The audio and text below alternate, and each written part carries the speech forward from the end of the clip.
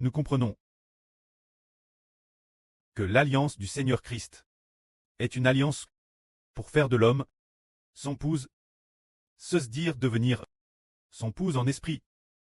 Alors, nous voulons demander, frères et sœurs, par exemple, si un frère et une sœur se sont mariés de leur vivant, et qu'après la résurrection future, ces deux frères et sœurs seront-ils toujours mari et femme?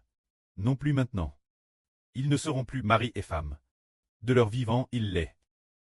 Mais puisque ressuscités, ils ont la vie éternelle. Cela signifie qu'ils sont DJ dans la nouvelle alliance, c'est-à-dire que leur alliance conjugale, le jour de leur mort, a été abolie. La mort de l'une d'eux, ou le jour où les deux sont morts, elle a été abolie. Après la résurrection, l'alliance de leur vivant est depuis longtemps abolie. Ils deviennent plus des enfants au nom du Seigneur Christ. Son épouse, des membres de son corps, c'est pourquoi nous disons que, après la résurrection, par exemple, une sur marie un frère, si tous deux obtiennent la vie éternelle, alors après la résurrection, cette sœur ne sera plus la femme de ce frère, et ce frère ne sera plus son mari, car le Seigneur a dit, après la résurrection d'entre les morts. Les hommes ne prendront point de femmes ni les femmes de mari, ils seront comme des anges. Ce moment-tel, après la résurrection, ils ne seront plus mari et femme, mais de leur vivant, ils le sont. Si c'est de leur vivant, concernant la Bible, qu'enseigne-t-elle, en principe? Par la crucifixion du Seigneur, nous appartenons à l'épouse du Seigneur. Dans ce cas, nous ne devrions plus être l'épouse d'un mari terrestre. Alors que faire? La Bible enseigne ceci. Le mieux est de ne pas se marier.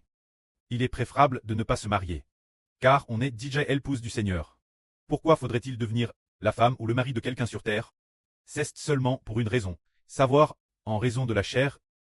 Certaines personnes dans la chair ont peut-être besoin d'une vie conjugale intime, craignant que, s'ils ne le font pas, ils ne commettent un pchach. C'est par crainte de cela qu'ils doivent se marier, mais si l'on se marie, il y a une condition indispensable. Tous deux doivent être des personnes appartenant au Seigneur pour pouvoir se marier. Si l'une des deux appartient au Seigneur, et que son esprit est du Saint-Esprit, haine de l'esprit, mais que le conjoint est d'un esprit mauvais, que le conjoint est de Satan, alors cette personne de Satan, vivant chaque jour avec nous, et partageant notre lit, nuira certainement. Notre vie est renieur, si c'est ainsi, l'apôtre du Seigneur Pierre dit, Paul dit, si l'une des parties n'appartient pas au Seigneur, et qu'elle s'obstine à résister, alors si elle veut nous quitter, qu'on la laisse partir.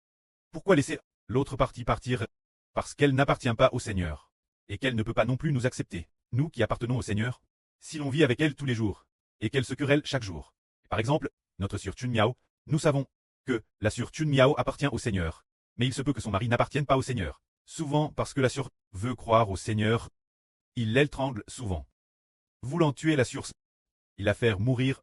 Dans ce cas, si la sœur a DJ écoute la vrille du frère Hébert, et qu'elle a DJ une vie nouvelle en elle, alors, si le mari persécute ainsi continuellement, cela pourrait endommager la vie nouvelle du Saint-Esprit. Pour la vie nouvelle de la sœur, ce n'est d'aucun profit. Alors il vaut mieux quitter ce mari.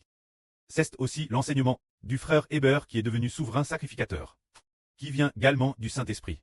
Mais, si après avoir quitté son mari, elle conserve son statut actuel, sans commettre d'actes d'impudicite, alors elle sera grandement aime du près et du Seigneur. C'est concernant cet aspect, les directives pour les frères et sœurs. Alors nous, bien et sœurs, nous avons aussi, les frères et sœurs sont pour la plupart maris. Pour la plupart. Alors, si nous pouvons garder notre corps sans péché, et puisque nous appartenons déjà au Seigneur, rachetés par le Seigneur, et que nous voulons non seulement que notre esprit appartienne au Seigneur, mais aussi notre corps, notre gorge, et toute notre vie soit consacrée au Seigneur. Alors nous serons grandement bénis par le Seigneur. Le Seigneur Jésus-Christ, parce que les frères et sœurs sont prêtres tout consacrés au Seigneur, consacrer tout leur corps au Seigneur. Le Seigneur bénira les frères et sœurs, pour que les frères et sœurs puissent endurer sans commettre d'actes de péché. Bien et certes, le Précleste et le Seigneur garderont aussi les frères et sœurs. Que la gloire soit auprès et au Seigneur. Amen.